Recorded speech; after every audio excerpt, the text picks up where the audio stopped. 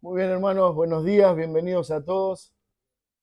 Es una alegría, una vez más, poder estar juntos compartiendo el Día del Señor y honrando al Señor en este día que, como bien escuchábamos, la enseñanza al comienzo, es el día que Él preparó para Él, pero sobre todas las cosas preparó para nosotros, en el sentido de que si verdaderamente nosotros tenemos una clara comprensión del Evangelio y de quién es Cristo, bueno, deberíamos anhelar con nuestro corazón que llegue ese día para que como pueblo suyo, como iglesia, podamos estar juntos, cantar como hacíamos hace un momento, pero sobre todas las cosas disfrutar de Él, ¿no? Dice la palabra de Dios, eh, dice, mi porción cayó en un lugar deleitoso, y está haciendo referencia a esa comunión con Dios, a ese conocimiento de Dios.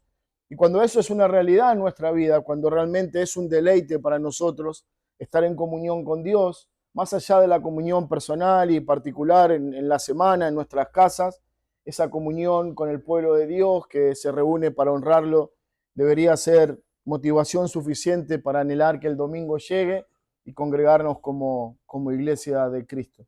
Hermanos, quiero invitarlos a que puedan buscar ahí en el Nuevo Testamento la carta a los Hebreos. Vamos a buscar o llegar hasta el capítulo 1 y vamos a comenzar a leer del versículo 5 hasta el 14 para continuar con nuestra serie de enseñanzas en esta carta a los Hebreos que realmente ha sido de una bendición enorme en lo personal y también anhelamos de que sea de la misma manera para todos ustedes. Como ya hemos mencionado, en la carta a los Hebreos, los primeros 3 versículos nos está llevando a considerar la supremacía de Cristo. Nos está mostrando que Él es mayor que todas las cosas, que Él es el medio a través del cual nosotros podemos conocer a Dios, es a través de el medio del cual Dios habla a su pueblo, a través de las palabras de Cristo, pero también el autor ha comenzado en una intención bien marcada de mostrar la superioridad, la supremacía de Cristo. Y debemos preguntarnos a qué se debe esa intención. Bueno, la razón es que los hermanos que eran los receptores de esta carta estaban sufriendo a causa de la persecución y de cierta hostigación del judaísmo a volver a la religión judía, a volver a las prácticas de su vieja vida. Entonces,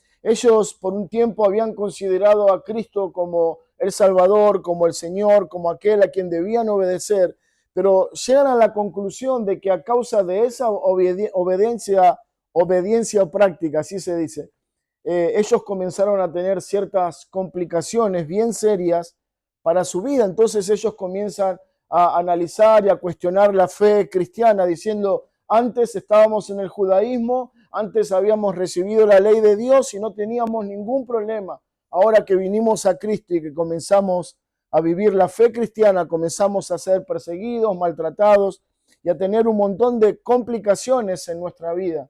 Entonces ellos entran o son sumergidos por alguna manera en esa dinámica de volverse al judaísmo, de dejar la fe en Cristo. Entonces el autor tiene la intención bien señalada, bien marcada, de mostrarles que eso es una locura. Dejar a Cristo es lo peor que un ser humano puede hacer. Ya es algo realmente terrible no conocerlo, pero sería algo doblemente terrible conocerlo y volverse atrás, como dice la palabra, del santo mandamiento, de honrarle y de obedecerle a Él. Pero esa es la situación y esa es la realidad que están viviendo los hermanos y que el autor de los Hebreos, que no sabemos quién es, lleva a estos hermanos a considerar Cristo es realmente relevante para nosotros. Y lo que él nos lleva a pensar es que si nosotros no tenemos una visión concreta, bíblica, clara de Cristo, bueno, posiblemente podamos ser sumergidos en esa misma dinámica de comenzar a descender, de comenzar a alejarnos más y más de la fe para seguir otra cosa que no es Cristo. Por eso, en esta mañana creemos que es sumamente importante para todos nosotros poder responder a la pregunta, ¿quién es Cristo? Bueno, lo que la Biblia y lo que este pasaje va a hacer con nosotros es mostrarnos, como es el título de mi enseñanza en esta mañana, Cristo es ese Hijo incomparable, o como publicamos, la gloria incomparable del Hijo. No hay absolutamente nada que se pueda asemejar a Cristo, a su gloria, a su poder, a su majestad, a su salvación, a su obra. Pero cuando nosotros no tenemos una idea clara de Cristo, bueno, Cristo puede ser algo importante en algún momento de nuestra vida, pero no es nuestra vida. Puede ser algo realmente al que acudimos por algún problema, por alguna necesidad, pero Él no es todo para nosotros. Vivimos una relación con Cristo realmente muy triste. Para muchos de nosotros, Cristo es un accesorio para nuestra vida. Es algo que nosotros tomamos o honramos en determinados momentos de nuestra vida, cuando hay necesidad, enfermedad o problema.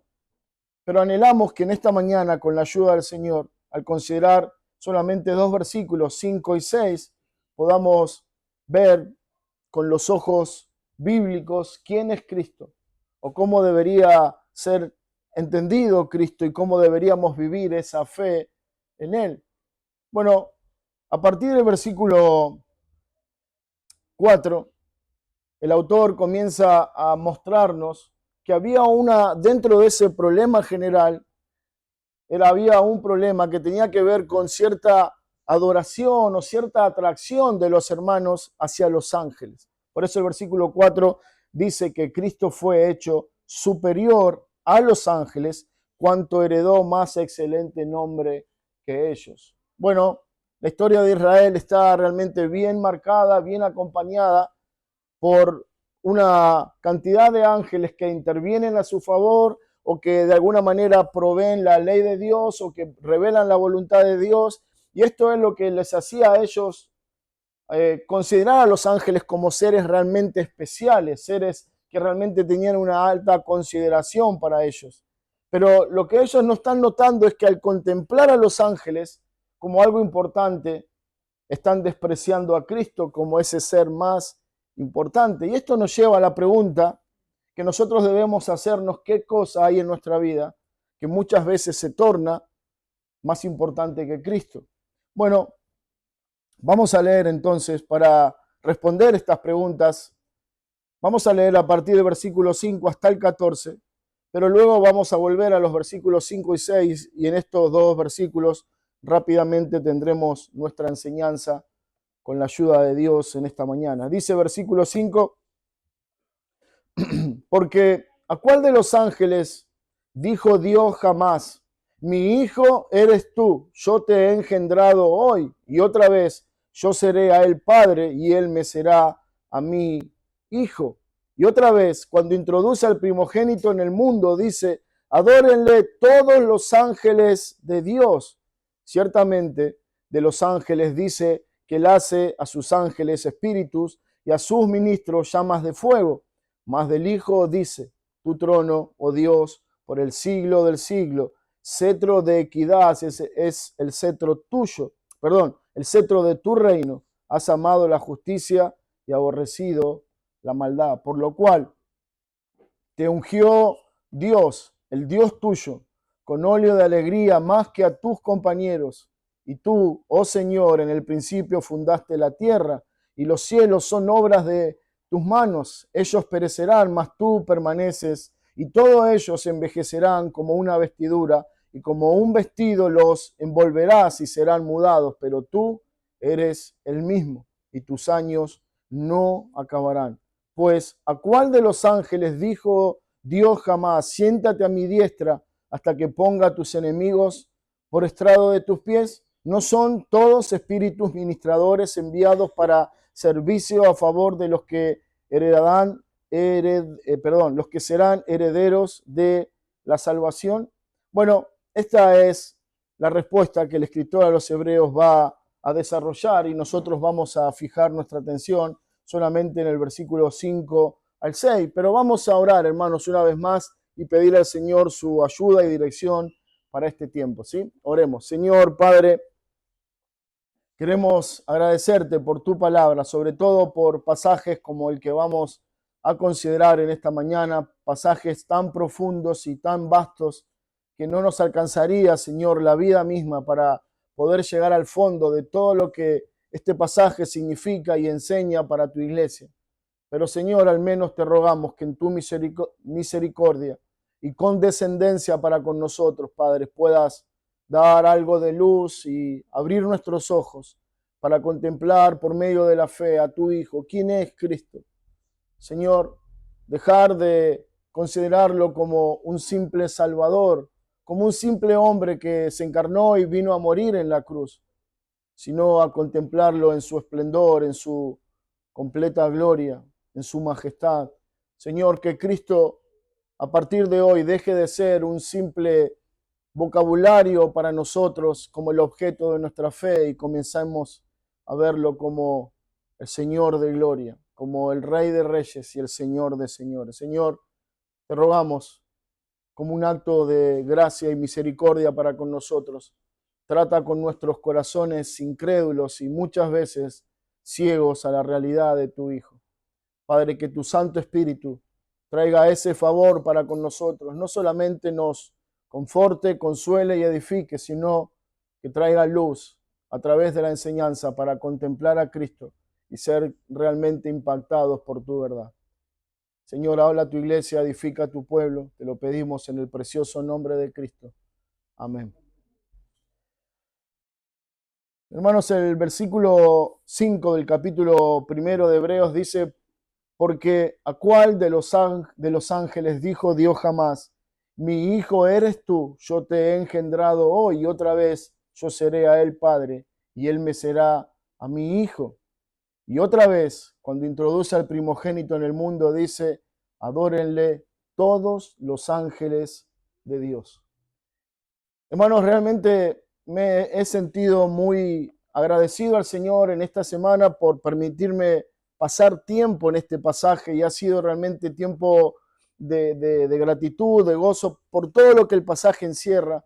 Y realmente hay cosas maravillosas y profundas que no vamos a poder ver por una cuestión de tiempo y porque es un tema realmente muy, muy complejo para que nuestra mente humana pudiera asimilarlo en una sola enseñanza.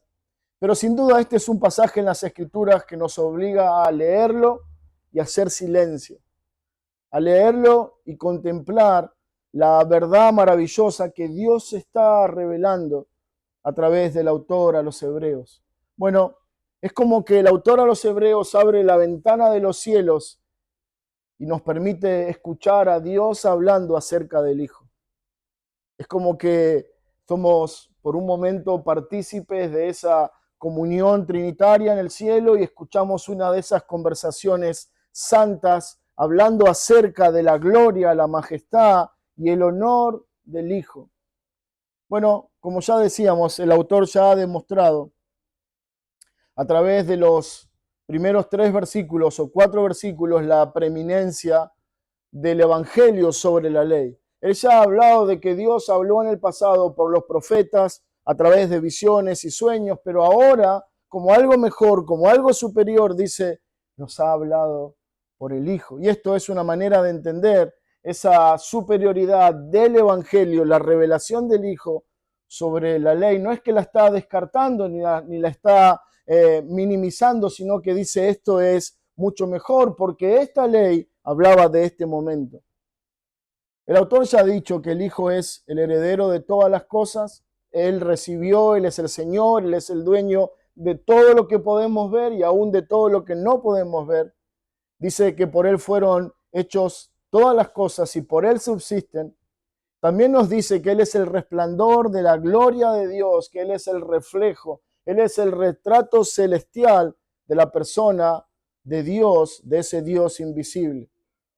Bueno, y al final también veíamos que Él es quien efectuó la purificación de nuestros pecados y quien también se sentó a la diestra de la majestad en las alturas.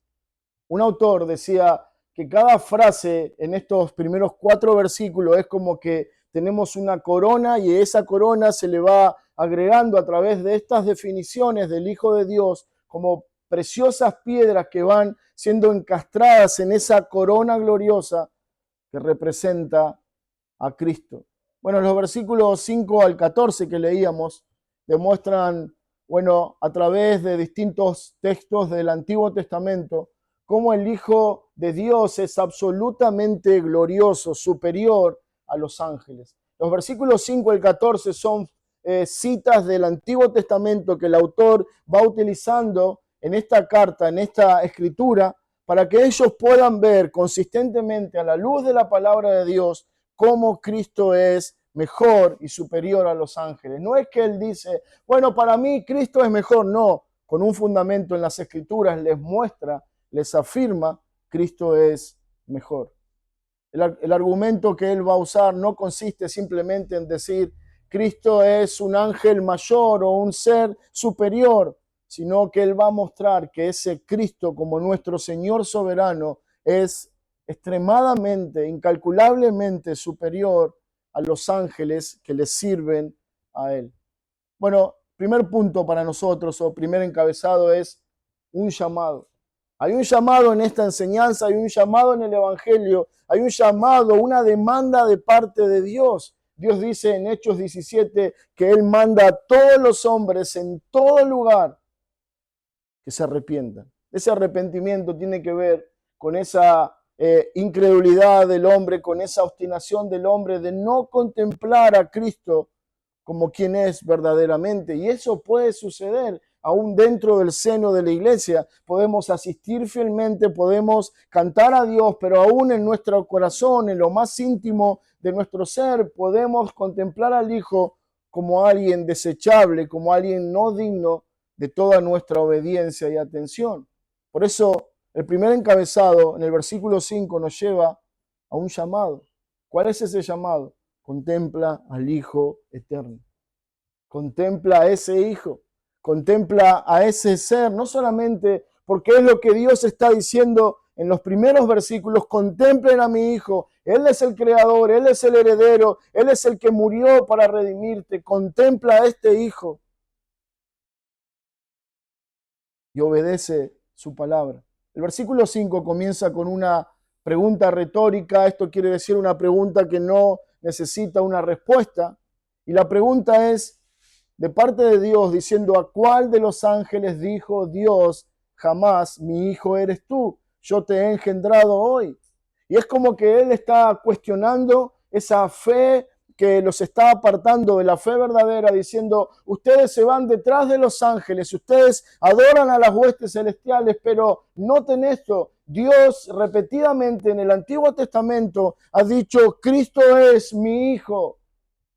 ¿Y quién de los ángeles puede llevar con honor esa distinción, ese llamado que solo Cristo tiene de ser reconocido como el unigénito Hijo de Dios? Bueno, la Biblia llama a los ángeles, por ejemplo, en el libro de Job, llama a los hijos de Dios, cuando dice que los hijos de Dios vinieron a la presencia de Dios, pero no se está refiriendo al tema que está tratando como el unigénito, como el Hijo verdadero de Dios, sino que está hablando en ese caso como los ángeles, como seres creados por Dios, y por eso de alguna manera le atribuye esa condición de hijos, pero no en el sentido que Cristo lo tiene, sino en el sentido de ser seres creados. De la misma manera encontramos que Adán es llamado hijo de Dios a causa de esa creación de Dios. Los cristianos somos llamados hijos de Dios, pero por la fe, por medio de la adopción en el Hijo de Dios. Pero solo Cristo es hijo de una manera especial, única y distinta a todos los demás, a los ángeles y a todos los hombres creados, aún distinto a todos nosotros como cristianos adoptados por medio de la fe. Es interesante notar porque el argumento que él está usando es que los ángeles, ninguno de ellos recibe esa distinción, ese nombre tan especial, tan particular. Recuerden, versículo 4 dice, Él recibió un nombre más excelente que ellos. Los ángeles, por ser seres creados, son siervos sometidos a la voluntad de Dios. Dios gobierna sobre ellos. Y el pasaje ya nos dice que Él es el heredero de todas las cosas, que el Padre le dio todo ese derecho a Cristo. Podemos afirmar también que Cristo es el creador de todos los ángeles. Por eso dice el versículo, Él creó todas las cosas en el cielo y en la tierra. Todo es de Él, todo está bajo su gobierno. Por eso los ángeles están bajo su señorío. Solo Él es el Hijo heredero de todas las cosas. Sin embargo, los ángeles son simplemente siervos. Ningún ángel recibió esa distinción. Por eso el autor dice, ¿a cuál de los ángeles dijo Dios jamás? Tú eres mi hijo. En este sentido de lo que ya viene hablando, en ese sentido del ser el rey soberano, el Señor creador y sustentador de todas las cosas, la pregunta indudablemente es ninguno. Ninguno es superior a Cristo. Ninguno es mayor que Él. Ninguno puede pelear ese lugar con derecho propio. Solo eso le pertenece al Hijo.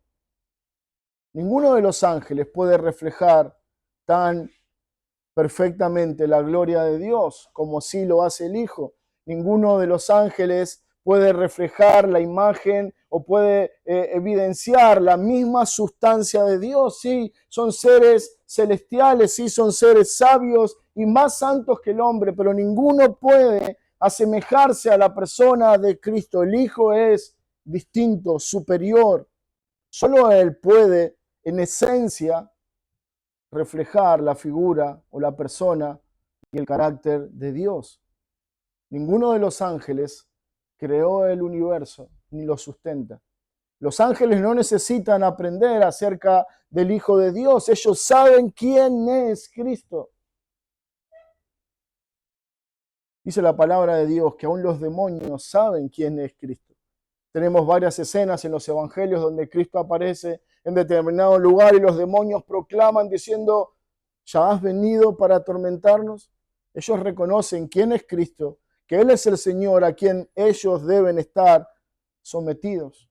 Los ángeles conocen a Cristo, conocen su señorío, conocen su majestad y no es una obra de ellos el impulsar a los hombres a adorar que busquen su propia adoración, sino que es una cuestión del hombre caído, de su corazón incrédulo, que impulsado por esta maldad desprecian a Cristo y adoran a los ángeles. Pero es maravilloso pensar que los ángeles no existían hasta que Cristo los trajo a vivir, los creó, les dio existencia y aún los sostiene.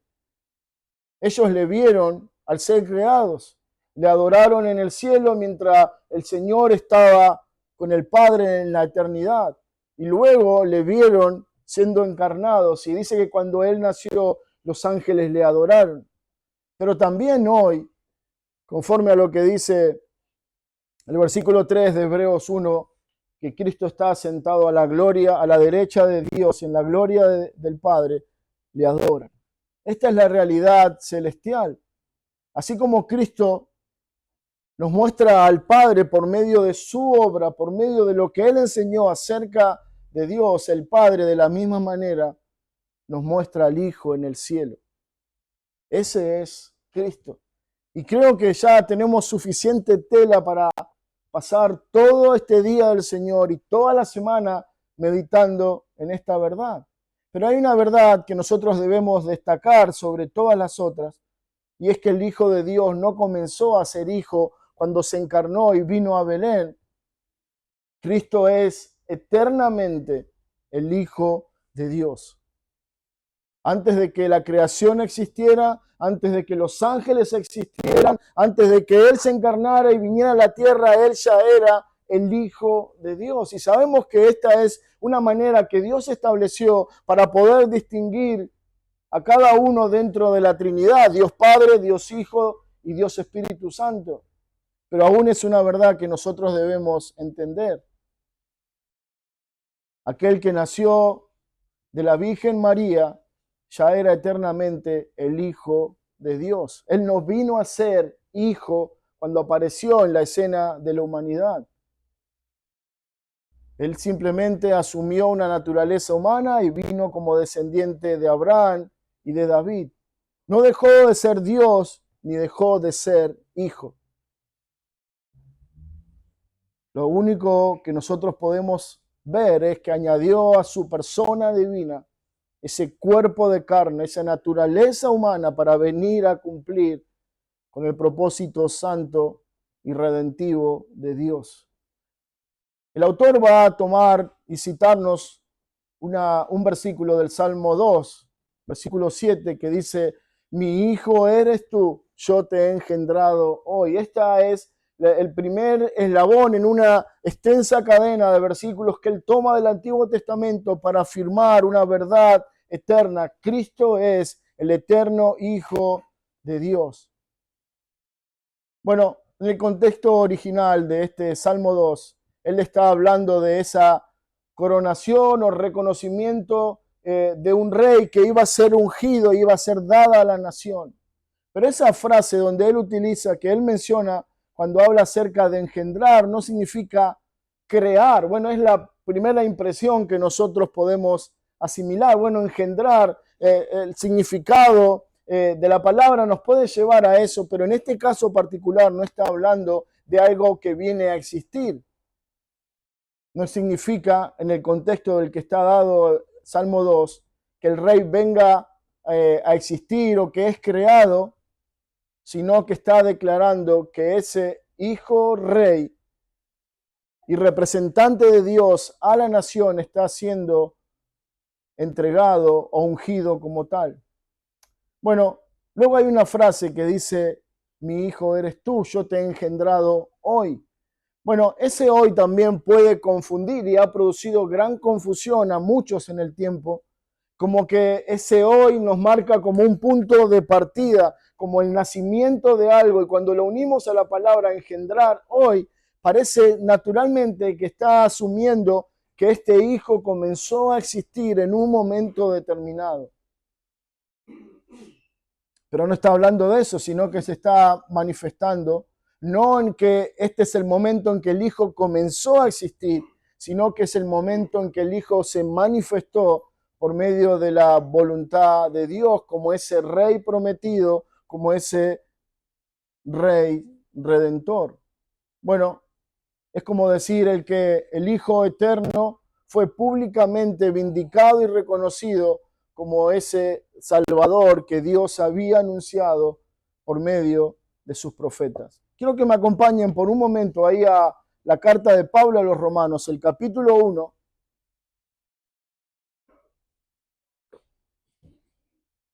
el versículo 3.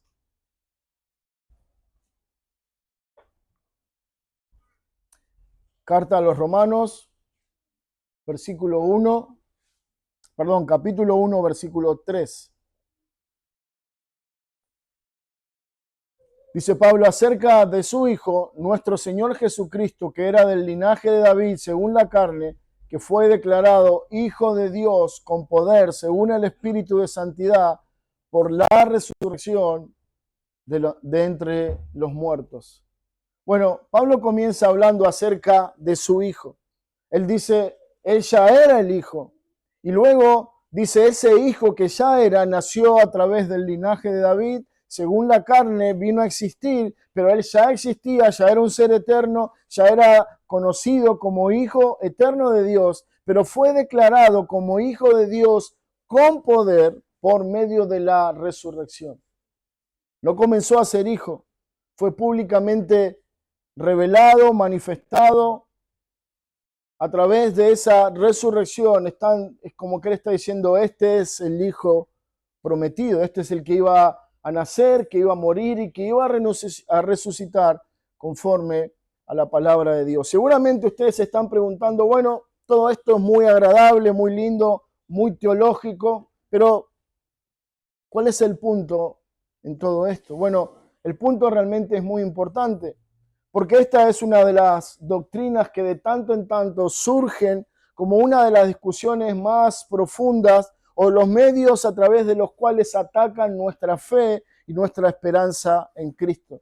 En el año cuarto después de Cristo, en el siglo cuarto, había un hombre que supuestamente tenía una fe verdadera en Cristo y él comenzó a enseñar que sí, la Trinidad era real, pero que Cristo dentro de esa Trinidad había sido creado, que Él no era completamente Dios, que Él no era aquel que reflejaba la gloria de Dios y que poseía la misma esencia de Dios. Él decía, Cristo es un ser creado, y se basaba en este versículo y en una mala interpretación de este versículo para decir, ¿se dan cuenta? Él es el Hijo que vino a existir hoy, Él es el Hijo engendrado por Dios, por eso Cristo no es Dios.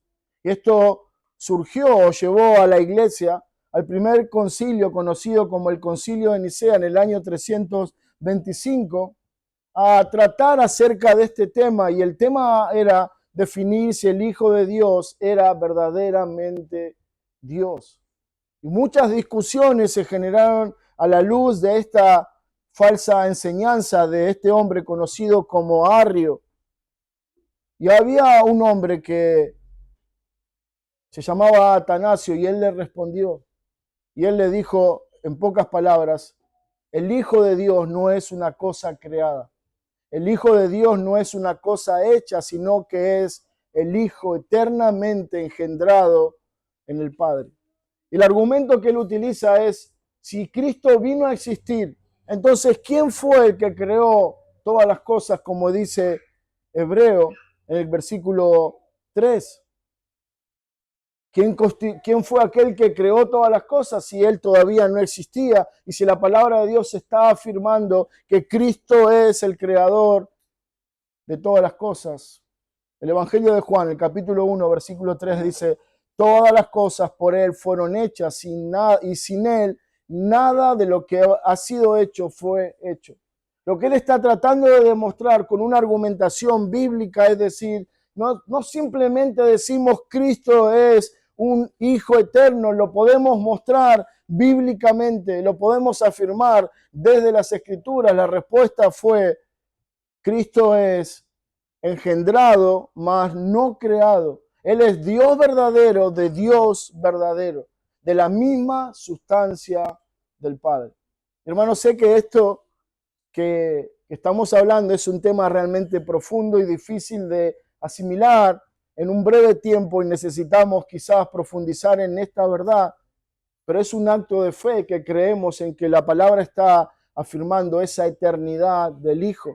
Y esa es la verdad que el escritor a los Hebreos está defendiendo y mostrando. Él no es alguien que vino a existir en un momento determinado. Él es el Hijo eterno de Dios. A Él debemos adorar, a Él debemos honrar.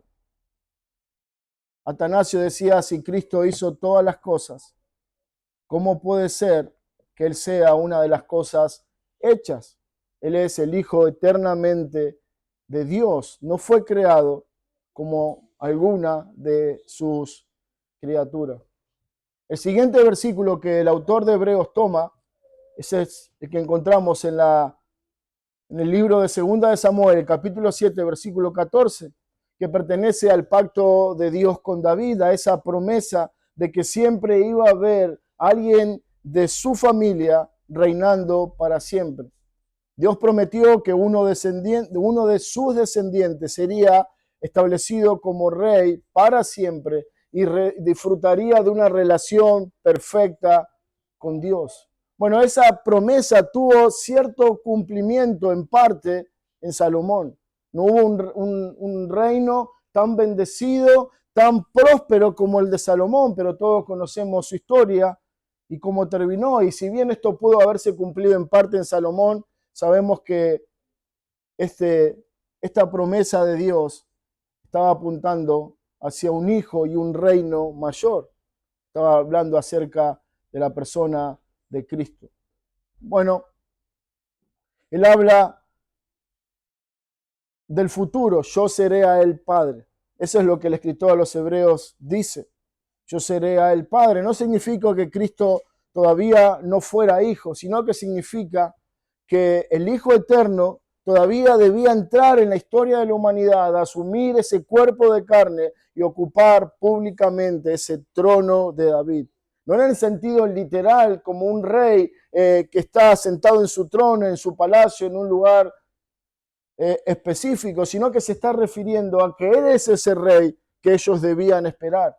Y que esta fue la razón en muchos casos por los que algunos no creyeron en Cristo. Ellos están esperando un Salvador, pero un Rey Salvador que venía a librarlos por medio de la batalla con los opresores, venía a liberar a su pueblo por medio, como Dios lo había hecho en el pasado a través de otros reyes, pero este es un rey distinto que viene a librarlos de una esclavitud mayor, que es la esclavitud al pecado. Bueno, cuando nosotros pensamos en esto, en el Hijo Eterno, nuestra confesión dice, hablando acerca de Cristo, Él es el Hijo de Dios engendrado eternamente del Padre. Esto significa que no hubo un solo momento en la eternidad de Dios en que Él existiera sin el Hijo. Por eso Dios siempre será conocido desde la eternidad pasada y la eternidad futura como Padre. Entonces, ¿cómo podemos llamarlo Padre si hubo un momento en su existencia que Él no tenía el Hijo y que el Hijo vino a existir? Pero esto también significa que Cristo no fue creado ni comenzó a existir en un tiempo determinado, sino que Él posee plenamente la misma esencia divina del Padre. Por eso Hebreos dice, Él posee la misma esencia de Dios. Dice versículo 3, siendo el resplandor de su gloria y la imagen misma de su sustancia. Él tiene la misma esencia de Dios, el mismo carácter de Dios. Él no solamente fue creado y enviado para que representara a Dios. Esto está refiriéndose a la eternidad de Cristo. Él tiene la misma esencia del ser de Dios. Y Dios es un ser eterno, no creado, autosustentable. Nadie sostiene a Dios, nadie creó a Dios. Y dice Hebreos, Él tiene la misma esencia que el Padre. Él no es alguien distinto. Él es igual que Dios. Por eso el autor, guiado por el Espíritu Santo, puede afirmar esta verdad. Él es Dios hecho carne. Bueno, Cristo no recibe el nombre de Hijo cuando viene a existir o cuando viene a la tierra, porque antes que todo fuera, antes que todo existiera, Él ya era Hijo. En su exaltación recibió la manifestación pública de parte de Dios como esa voz audible que dice, he aquí, este es mi Hijo amado, a Él oíd. Era una manifestación de parte de Dios, un reconocimiento de parte de Dios, pero no diciendo, bueno, ahora comienza a ser mi hijo, sino este es mi hijo, a diferencia de todos los demás. Es una señal pública de honra, de autoridad, de reconocimiento. Es como que Dios está señalando, este es el Rey Redentor que ustedes están esperando. Ningún ángel comparte esa identidad y este es el recurso o la lógica que el autor a los hebreos está usando. Bueno, comparen a Cristo, comparen la verdad de las Escrituras, comparemos los ángeles.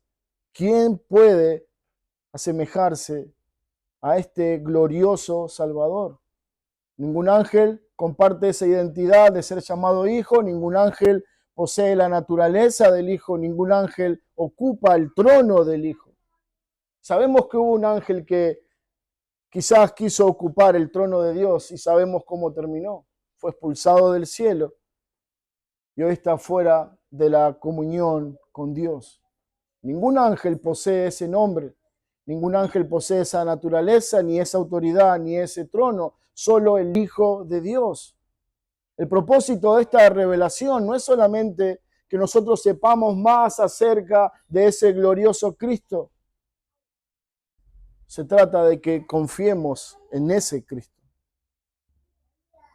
El Evangelio de Juan, el capítulo 1, el versículo 12, dice, más a todos los que le recibieron, a los que creen en su nombre, les dio la potestad de ser hechos hijos de Dios.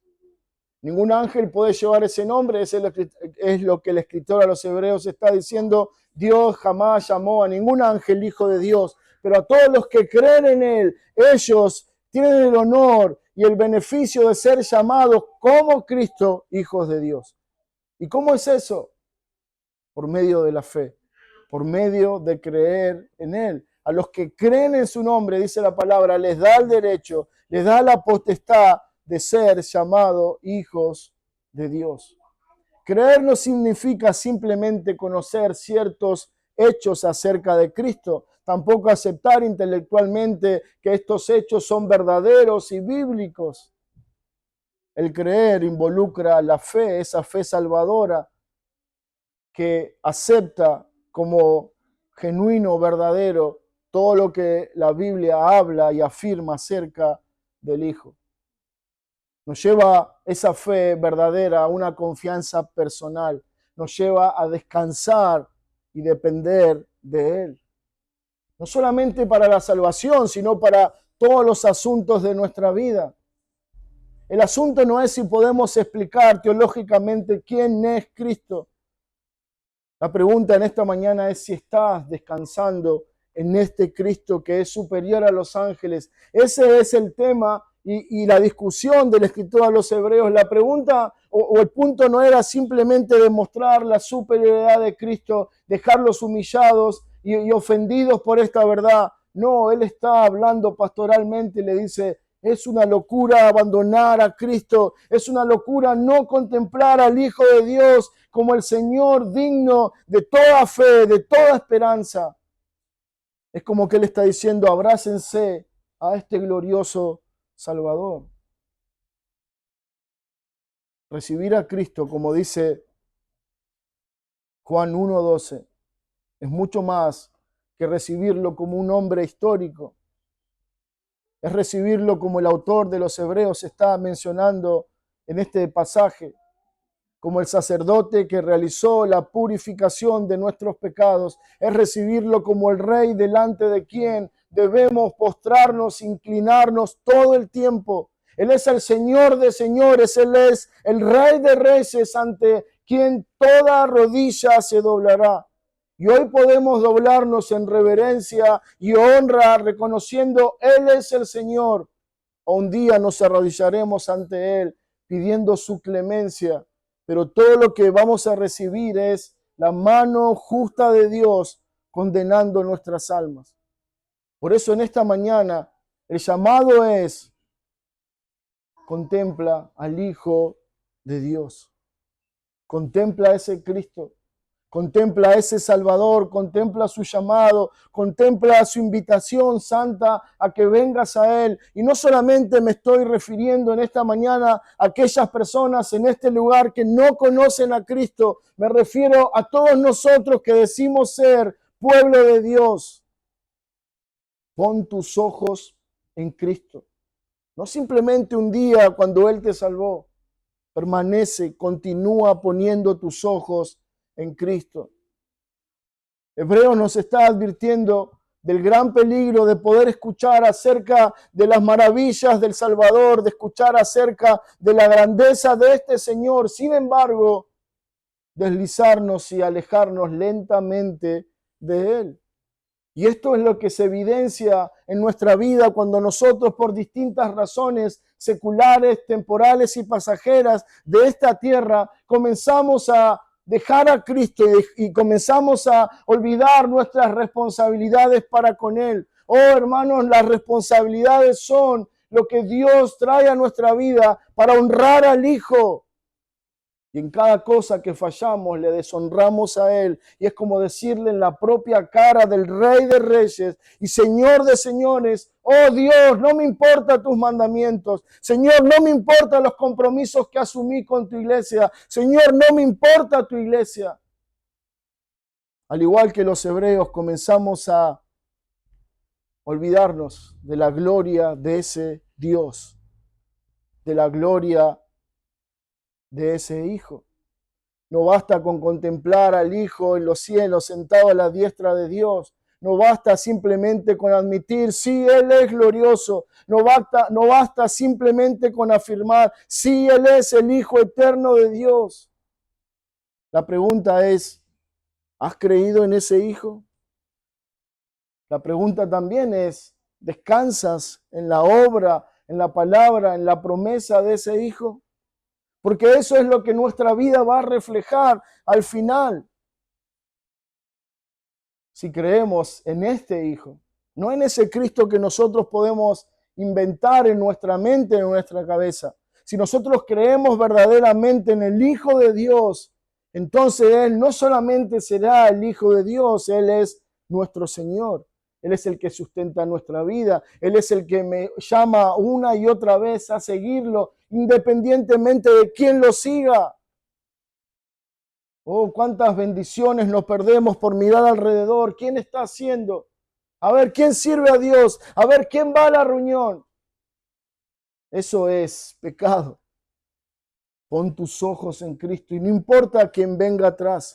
Sigue adelante porque ese es el llamado santo del Evangelio. Ese es el llamado que demuestra que le pertenecemos a Él y que le reconocemos como el Señor de nuestra alma, aquel que es digno de toda gloria y de toda honra. Por eso, nuestro primer punto es: contempla al Hijo. En ese momento de flaqueza, de frialdad, en ese momento cuando alguien quiere tirar la toalla y está cansado de la vida cristiana, está cansado de las dificultades de vivir para el Señor, es como que el Padre dice: contempla al Hijo. Contempla al Hijo. No hay un solo sufrimiento en tu vida que sea por Cristo que no valga la pena. No hay un solo padecer, no hay una sola agonía que sea por causa de honrar y obedecer a Cristo, que no sean altamente valorados por el Padre. Pero ¿cuántas veces nosotros dejamos la cruz de lado, dejamos nuestras responsabilidades por los problemas? ¿Acaso los problemas son más importantes que Cristo? ¿Acaso las dificultades en nuestra vida son superiores al poder soberano de este Cristo? De ninguna manera. El problema es que esto nos muestra que nosotros no contemplamos al Hijo.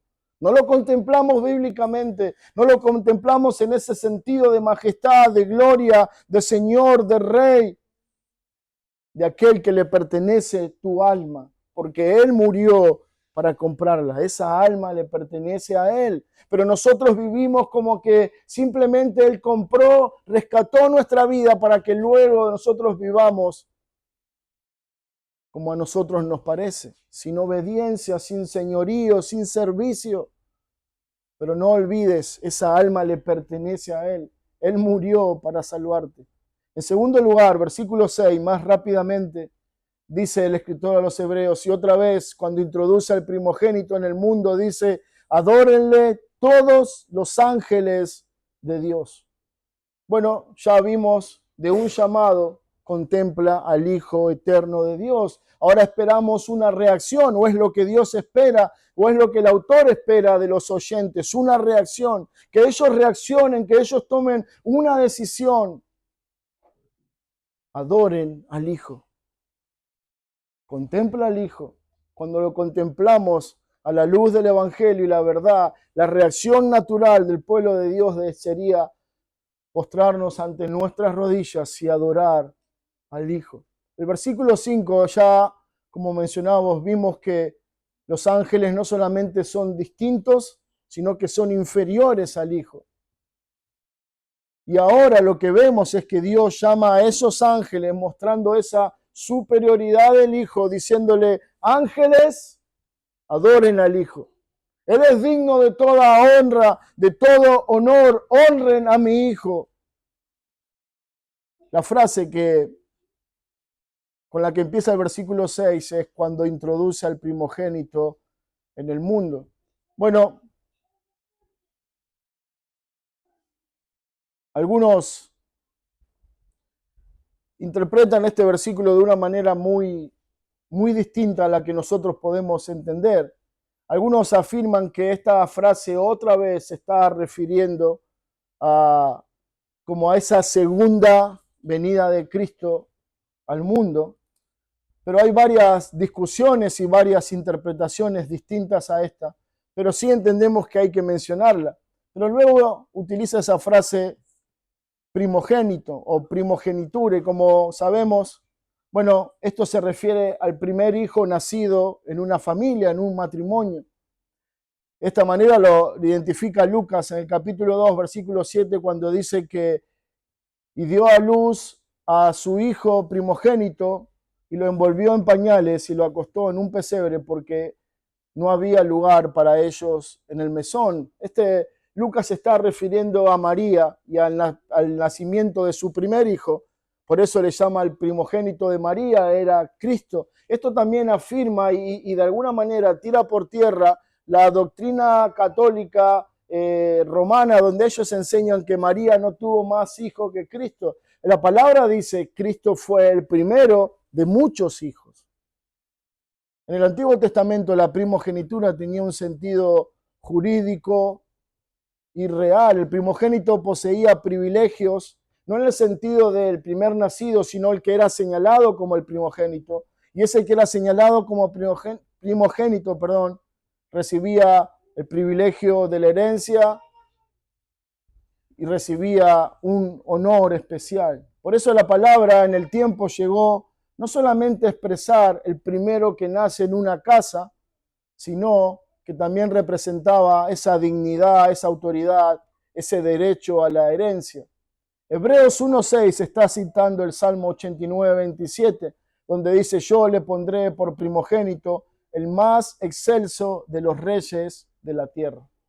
Y yo sé que este versículo es claro y es la intención del autor. ¿Por qué está usando este versículo? Este versículo está hablando de David como ese rey primogénito que iba a ser distinto a todos los demás reyes, como un rey supremo, como un mejor rey.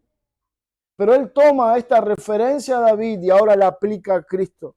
Él está hablando de Cristo y dice, ustedes conocen esa historia, ustedes conocen este salmo donde Dios dice que Él iba a ser el más excelso de los reyes de la tierra. Bueno, eso no solamente estaba hablando de David, Él estaba hablando de Cristo. Por eso lo llama el primogénito, el más excelso de los reyes de la tierra.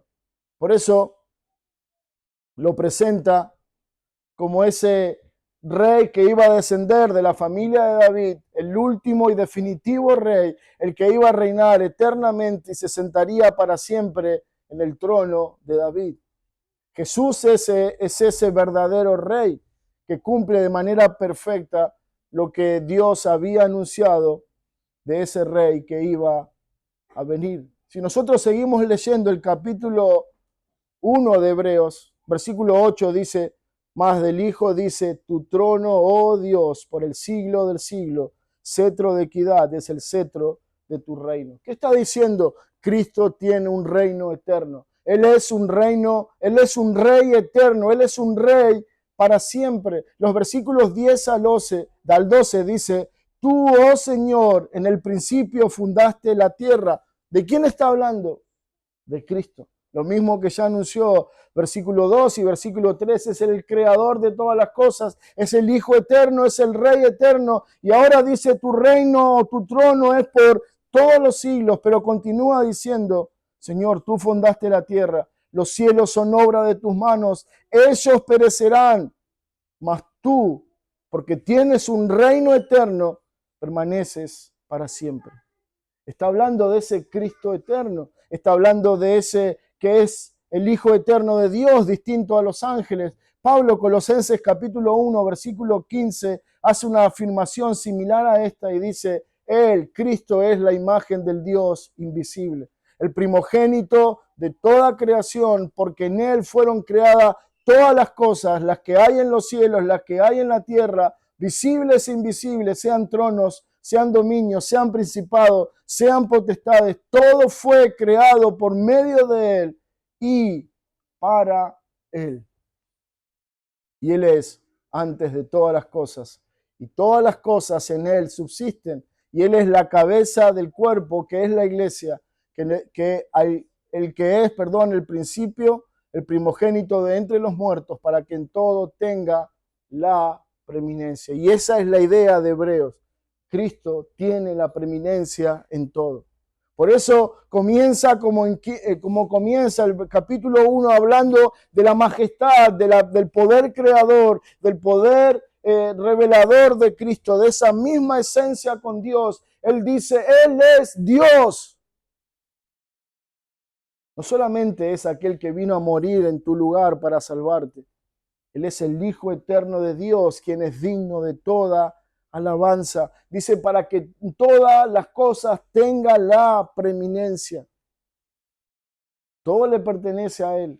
Todo fue creado por Él. Todo es sostenido por Él.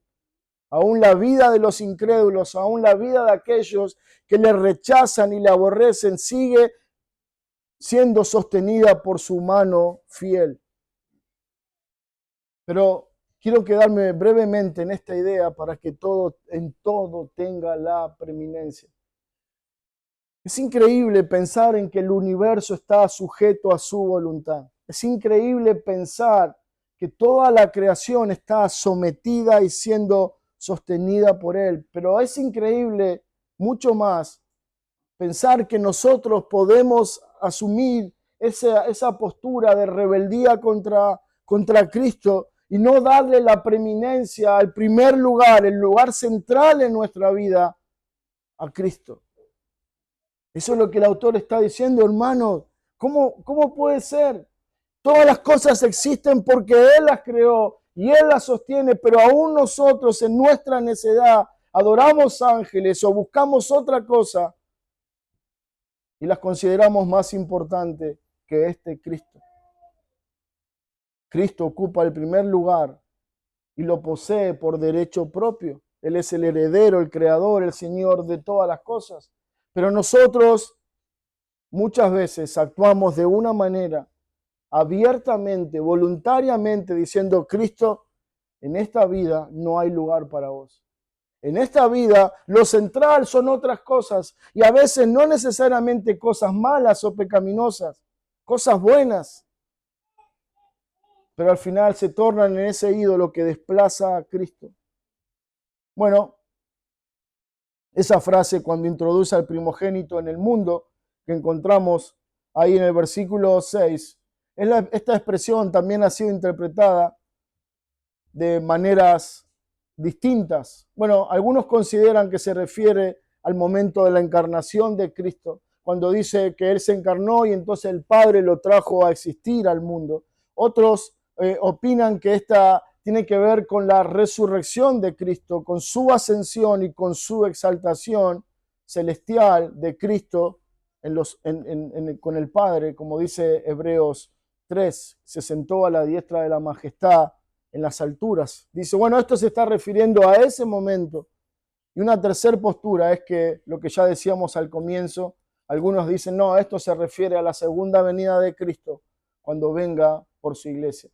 Bueno, no sabemos, no podemos definirnos por una, quizás hay una más clara que otra, que, bueno, tendríamos que debatir mucho y no es el caso ni el tiempo, pero la realidad es que lo que el pasaje nos está mostrando es que el Padre presenta públicamente al Hijo y presenta a ese Hijo en su dignidad y ordena al mundo angelical que reconozcan su supremacía y les dice, adoren al Hijo.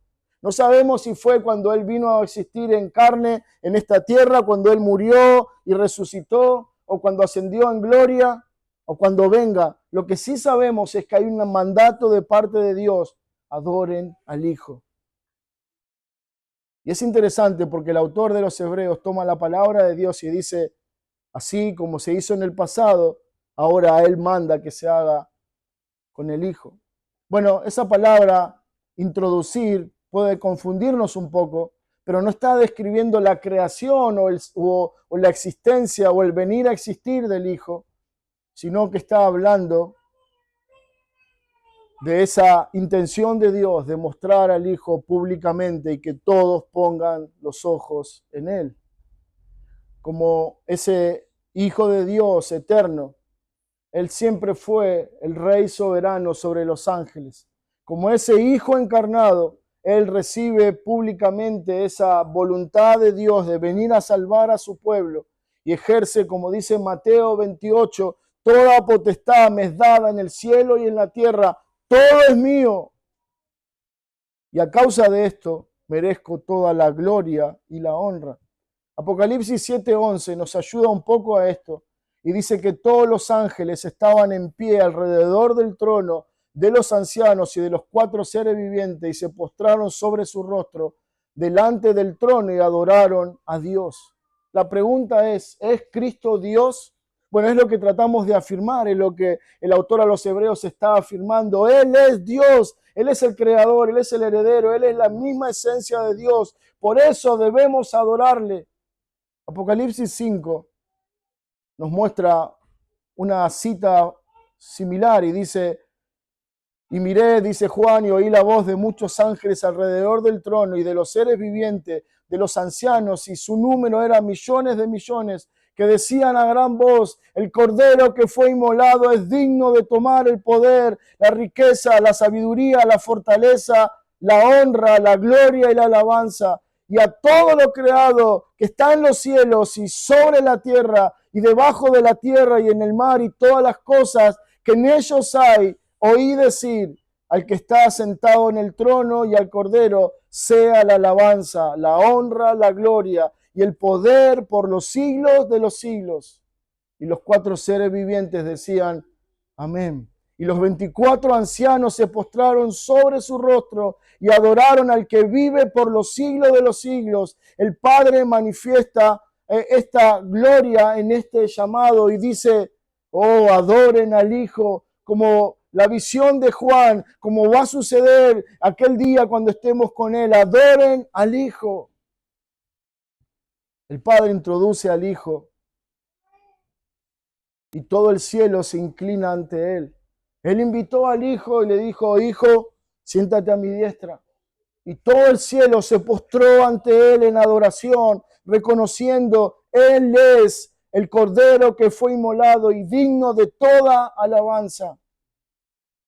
El Hijo eterno entró en el mundo que Él mismo creó. Y no todos le adoraron. Pero lo más triste de esto es que no todo su propio pueblo, aquellos que Él le da el derecho por medio de la fe de ser llamado hijos de Dios, le adoran en este sentido como Dios está mandándole a los ángeles. El contraste que el escritor a los Hebreos está usando es: este es mi hijo. A ningún ángel es llamado como Él, ningún ángel es digno de esta gloria, pero todos los ángeles están sometidos y dispuestos a adorar al Hijo. Ellos son servidores de Él. Él es el Señor de todas las cosas creadas, entre ellos de los ángeles. Ellos rodean el trono y le adoran, mas Él está sentado en ese trono. Ellos rinden y tributan adoración a este Cristo, mas Él recibe con toda honra esa adoración. Esta es la superioridad que el escritor a los Hebreos quiere mostrarnos. No consiste simplemente en que recibió un oficio distinto, mayor o más importante que los ángeles. Cristo es superior a ellos porque posee una identidad y una naturaleza completamente distinta a los ángeles. Por eso Dios puede decir, sin temor a caer en el pecado de la idolatría: adoren a este Hijo.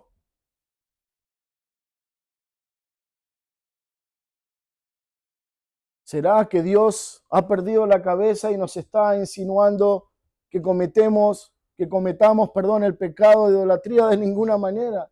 El único digno de toda adoración, lo muestra la Biblia, es Dios.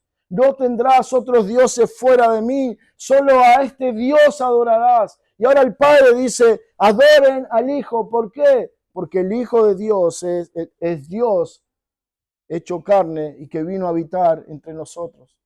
Hermanos, si los seres más santos y poderosos del cielo se postran delante de Cristo, ¿cómo no postrarnos nosotros delante del Señor de gloria? ¿Cómo no nosotros adorarlo durante toda nuestra vida? La adoración no consiste en el simple hecho de juntarnos y cantar alabanzas en su nombre. Adorar a Dios es reconocer: Él es mi Señor. A Él le debo toda obediencia, todo servicio, toda entrega, todo es de Él. Los ángeles contemplan con asombro la obra de redención del Hijo y se postran delante de Él y le adoran a Él. Pero nosotros tenemos mejores motivos que los ángeles. Ellos están contemplando cómo Dios salva a pecadores como nosotros y le adoran. De hecho, hay ángeles que han sido condenados y nadie rescató a los ángeles, ni Cristo vino a salvar a los ángeles, más vino a salvarnos a nosotros. Y es como que el escritor a los hebreos y la palabra de Dios nos dice: contemplen al Hijo y miren no solamente la obra eterna que Él hizo, no solamente contemplen, Él es Dios, contempla esa obra de redención a tu favor y adora. Salmo 24:10 dice: ¿quién es este Rey de gloria?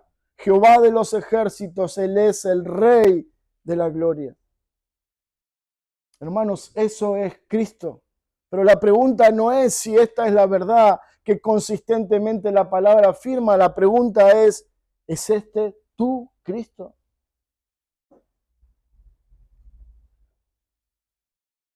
Este pasaje constituye el corazón de lo que está enseñando el autor. Todos los ángeles, todos los hombres, todo lo creado deben postrarse ante el Señor y adorar. Ninguno de los ángeles, ninguna de las cosas creadas queda excluido de esta demanda santa. Todos deben reconocer al Hijo como el Señor. Todos deben reconocer al Hijo como aquel digno de toda alabanza. El Salmo 2, versículo final, dice: adoren al Hijo para que no se enoje. Adora al Hijo para que no se enoje en su ira, y en su ira te destruirá para siempre. Dos versículos bien rápidos. Apocalipsis 19:9 dice: el ángel me dijo: escribe, bienaventurados son los que son llamados a la cena de las bodas del Cordero. Y me dijo: estas son palabras verdaderas de Dios. Y me postré, dice Juan, a sus pies para adorarle. Y me dijo el ángel: mira, no lo hagas, yo soy consiervo tuyo y de tus hermanos que retienen el testimonio de Jehová. Escuchen, hermanos, dice: adora a Dios, porque el testimonio de Jesús es el espíritu de la profecía. Adora a Dios. ¿Es Cristo Dios? Indudablemente. Una prueba profunda en las Escrituras. Y ese es el llamado de Cristo a su iglesia. Es un llamado del Evangelio. El Evangelio nos reconcilia con Dios para que entonces podamos tener comunión eterna con Él. Rechazar a Cristo es mucho más que simplemente rechazar una idea religiosa. Es resistir al Rey señalado por Dios y digno de toda adoración. El llamado es: adoren al Hijo, contempla al Hijo y adora al Hijo. Hermanos, no sé cuál es la situación particular o personal de cada uno de nosotros, pero sé que esto es muchas veces el punto de partida a muchos de los problemas en nuestra vida. No contemplar a Cristo como el Señor de mi vida. No contemplar a Cristo como aquel digno de toda alabanza, de toda adoración. Y una vez más, no se trata simplemente de cantar himnos en su nombre. Se trata de vivir para Él, honrar al Hijo, adorar al Hijo. Se trata de vivir para Él, de honrar su palabra, de obedecer sus mandamientos, de vivir para la gloria de su nombre. Si es esa tu realidad, gloria a Dios. No quite los ojos del Hijo. Pero quizá muchos de los problemas en tu alma es que has quitado la vista del Hijo. Y todo te afecta, todo te enfría, todo te lleva a dudar y abandonar esa responsabilidad delante de Dios. Mira al Hijo. Mira al Hijo. No importa, nadie puede asimilarse, nadie puede ser tan fiel y digno como el Hijo. Los hombres van a fallar, los hombres pueden equivocarse, mas el Hijo permanece para siempre. Hermano, contempla al Hijo y vivirás. Esa es la frase que Spurgeon repetía durante toda su vida. Ese fue el versículo que Dios usó para traerlo a la vida. Contempla a Dios y vivirás. pasaje del profeta Isaías. Y en esta mañana aplica para todos nosotros. Si no tienes a Cristo, si aún no te has salvado, mira a Cristo y vivirás eternamente en una comunión santa con Él. Pero si estás en Cristo, continúa, como dice el escritor a los Hebreos, poniendo los ojos en el autor de nuestra fe. Oremos. Señor Padre, gracias. Gracias por esta mañana preciosa en que fuimos convocados a contemplar a tu Hijo. Señor, cuánta irreverencia muchas veces hay en nosotros. Cuánta indiferencia, cuánta frialdad acerca del Hijo. Cuántas cosas, Señor, en nuestra alma ocupan tu lugar y te desplazan de la centralidad, de lo principal en nosotros. Y muchas veces, Señor, nuestra alma adolece, Señor, de ti te necesitamos, pero queremos buscar esa satisfacción que solo tú puedes darnos en cosas pasajeras o temporales de esta tierra.